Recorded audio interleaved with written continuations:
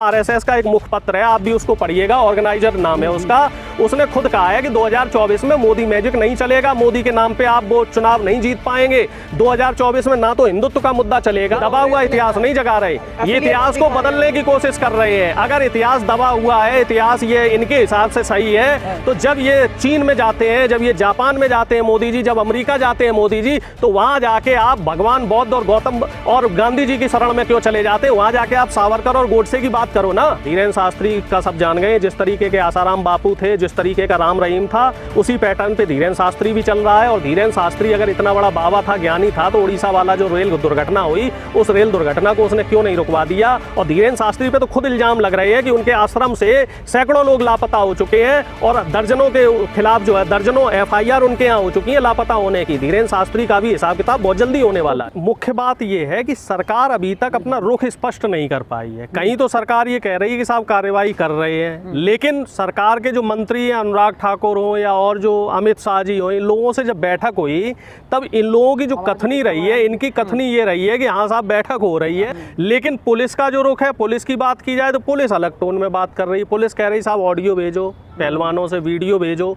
तो कहीं ना कहीं या तो सरकार कंफ्यूज है या फिर ये पहलवानों का हरासमेंट करने की कोशिश की जा रही है। और दूसरी तरफ से ये देखा जाए, पीछे से एक दबाव भी बनाने की कोशिश की जा रही है पहलवानों के ऊपर कि ये लोग अपने जो शिकायतें हैं वो वापस ले लें। और जो एक पॉस्को के तहत जो एक एफआईआर हुई थी, तो उसके पिता के ऊपर भी काफ़ी दबाव बनाया जा रहा है। तो इस तरह की तमाम चीज़ें देखने में आ रही हैं। और कुल मिला जुला के जो है एक बात ये स्पष्ट हो चुकी है कि बीजेपी साफ तौर पे बृजभूषण को बचाने में लगी हुई है, क्योंकि जिस हिसाब से बृजभूषण से सवाल जवाब होने चाहिए थे, वो सवाल जवाब बृजभूषण से नहीं हो रहे। जबकि सवाल जवाब किससे हो रहे? पहलवानों से हो रहे। सवाल जवाब किससे हो रहे? किसानों से हो रहे। एक वीडियो वायरल हो रहा है, उसमें एक महिला आती है, कहती हैं कि हम खराब हैं क्या? नेताजी को अगर कुछ गलत या फिर वैसा ही मनचले होते तो हम लोग क्या कम है? उस वीडियो को कैसे देखते हैं? देखो, वो तो एक फुहड़ता है। हाँ। ये बीजेपी के जो संस्कार हैं और बीजेपी के नेताओं के संस्कार को बताते हैं। हाँ। बृजभूषण के भी संस्कार उसी टाइप के हैं, इसी टाइप के उस नेत्री के भी संस्कार हैं। और आपने देखा भी होगा कि तमाम जगह, अभी इंदौर का भी एक वीडियो वायरल हुआ है जिसमें आरएसएस के एक नेताजी का एक होटल था और होटल में देह व्यापार की काफ़ी जो है घटनाएं देखी गई और आपत्तिजनक स्थिति में नेताजी भी पाए गए और कई युवक युवतियां वहां से पकड़े गए। इसी तरह की एक घटना यहाँ उत्तर प्रदेश में भी देखने में आई है। पैसिफिक मॉल की घटना है, आनंद विहार के पास होता है, तो उसमें भी स्पा सेंटर के आड़ में देह व्यापार का धंधा हो रहा था और उसमें भी पीछे से आरएसएस के लोगों के तार जुड़े हुए मिले। तो बीजेपी और आरएसएस का ये आचरण है, इनकी जो करनी है और कथनी है, उसमें बहुत फर्क है। इनके सारे के सारे नेता इसी टाइप के हैं। और उत्तराखंड में तो एक बीजेपी के कार्यालय में जो नालियां थी वो कॉन्डम के पैकेट से भरी हुई मिली, नाली जाम मिली। तो आप अंदाजा लगा लीजिए ये कितनी संस्कारी पार्टी है और इनके आचरण किस तरह के हैं, इनका जो कार्यशैली है वो किस तरह की है और ये बहन बेटियों को किस नज़र से देखते हैं। जो बलात्कार की घटनाएं हो रही हैं आप देख लो, चाहे उत्तर प्रदेश की घटना हो चाहे किसी भी राज्य की घटना हो, ज़्यादातर बलात्कार की घटनाओं में या तो शासन प्रशासन के लोग मिलेंगे या बीजेपी के नेता जो है उसमें शामिल मिलेंगे। और जहाँ ये फंसते हुए नजर आते हैं तो वहाँ से ये फिर एजेंडे को बदलने का काम करते हैं। अभी इतनी बड़ी रैली करी बृजभूषण ने, तमाम समर्थन मिला, मालाएं मिली, लोग फिर भी काफी सपोर्ट में। आप कह रहे हो कि गलत आदमी? देखो साहब, ऐसा है, इस देश में दो तरह के लोग हैं, दो विचारधारा को मानने वाले लोग हैं। एक लोग वो हैं जो गांधीवादी विचारधारा के हैं, सत्य अहिंसा प्यार और आपसी भाईचारे मानते हैं। और दूसरे लोग वो हैं जो गोडसे को मानने वाले लोग हैं, जो नफरत को मानने वाले लोग हैं, जो दुराचारी लोग हैं। तो ये कहना बिल्कुल भी गलत नहीं होगा कि इस देश में अगर 70% लोग गांधी जी को मानने वाले हैं तो 30-35% लोग गोडसे को भी मानने वाले हैं। और आपके जो बीजेपी के पूर्व मुख्यमंत्री हैं त्रिवेंद्र रावत जी, वो तो गोडसे की जय जयकार के नारे लगा रहे थे, वो तो गोडसे को देशभक्त बता रहे थे।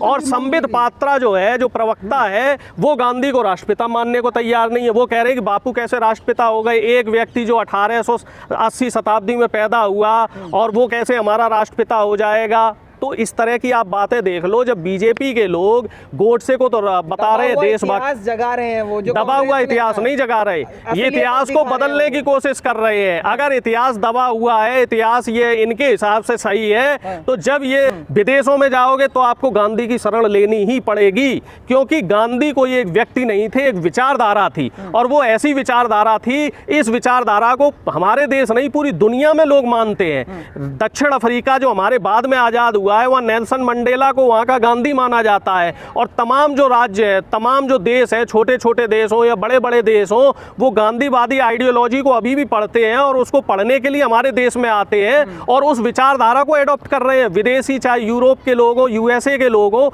वो यहाँ आके गांधी को पढ़ना पसंद करते हैं, कोई भी सावरकर और गोडसे को नहीं पढ़ता। बीजेपी साफ तौर पे इतिहास को बदलने का काम कर रही है। ये वही बीजेपी है जो सावरकर, जो गद्दार था, जिसने 9 बार लिखित माफीनामा दिया था, उसको ये वीर बनाने पे लगे तुले हुए, उसको भारत रत्न दिलाना चाहते हैं और गोडसे को ये आतंकवादी से क्रांतिकारी बताने का काम कर रहे हैं। तो ये हमारे शहीदों का अपमान करने का काम कर रहे हैं। खिलाड़ियों की चल रही थी, तो जो साक्षी मलिक हैं वो आला हाईकमान से मिली हैं, कैसे देखते हो उसको? देखिए, निश्चित तौर पे देर जो की जा रही है, जो मामले को आगे बढ़ाया जा रहा है, वो सिर्फ इसी वजह से बढ़ाया जा रहा है कि पहलवानों पे दबाव बनाया जाए।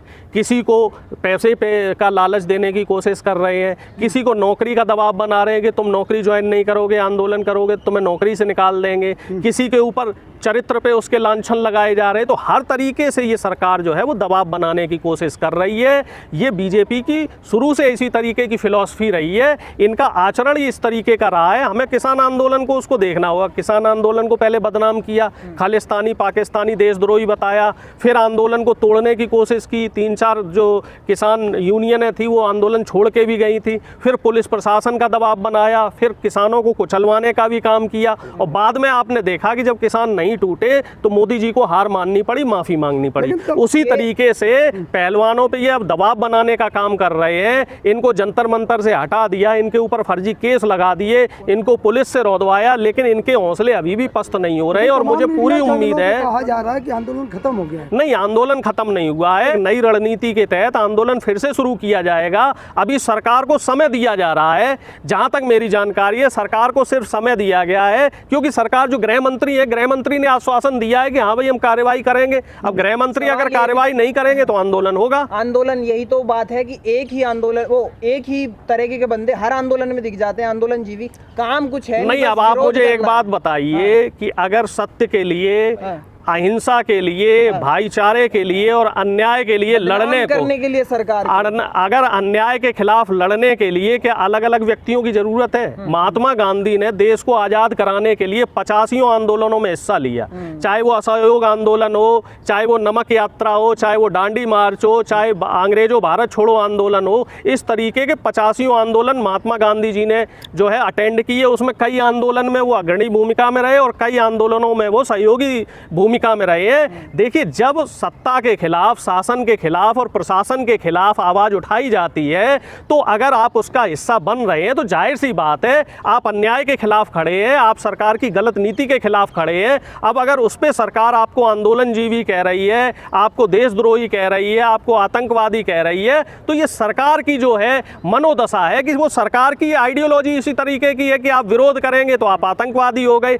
आप सत्ता से सवाल करेंगे तो आप देशद्रोही हो गए। और इस बात को लेके तो सुप्रीम कोर्ट ने भी इनको फटकारा है कि भाई आप किस प्रजातंत्र की तरफ जा रहे हैं, किस लोकतंत्र की आप बात कर रहे हैं कि अगर आपसे कोई सवाल करता है, अगर आपसे कोई बात मांगता है तो आप उसको लठ दोगे, आप उसको उसके खिलाफ राजद्रोह का केस लगा दोगे। वो तो भला हो माननीय सुप्रीम कोर्ट का कि उन्होंने राजद्रोह जो है वो बैन कर दिया, बोले अब आप किसी के खिलाफ राजद्रोह का केस नहीं लगा सकते हैं। नहीं तो जो पत्रकार सरकार से सवाल करता था, जो सोशल एक्टिविस्ट सरकार से सवाल करता था, जो विपक्ष का नेता सरकार से सवाल करता था, उसके खिलाफ ये राजद्रोह लगा देते थे। और अब एक इन्होंने नया पैंतरा पकड़ लिया है कि जो भी विपक्ष का नेता इनसे सवाल करता है उसके पीछे ईडी भेज देते हैं। आज तमिलनाडु के एक मंत्री के घर पे ईडी का छापा पड़ा है। जो भी सवाल करेगा सरकारी मशीनरी का दुरुपयोग करके ये उसको दबाने की कोशिश कर रहे हैं। ये लोकतंत्र को और संविधान को कमजोर करने की कोशिश कर रहे हैं। चाहे वो मुस्लिम धर्म हो, चाहे बौद्ध धर्म हो, चाहे सिख धर्म हो, इनका भी वोट लेना पड़ेगा।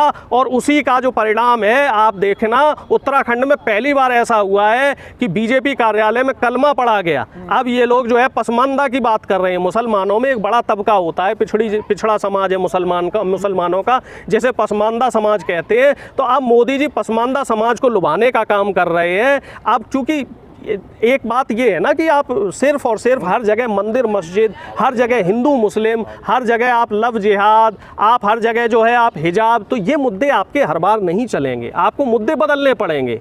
आप रोजगार पे बात नहीं करना चाहते, आप जो है बेरोजगारी पे बात नहीं करना चाहते, आप भ्रष्टाचार पे बात नहीं करना चाहते, जनता आपका रिपोर्ट कार्ड जानना चाह रही है। तो इस वजह से 2024 में मोदी मैजिक नहीं चलने वाला है। अब विपक्ष इनकी घेरेबंदी तैयार कर रहा है। 23 तारीख को एक मीटिंग होने वाली है और उस मीटिंग में विपक्षी एकता पे काम होगा और निश्चित तौर पे जो 2024 का चुनाव है इसमें हम लोग मिलजुल के जो है बीजेपी को सत्ता से बाहर निकालेंगे।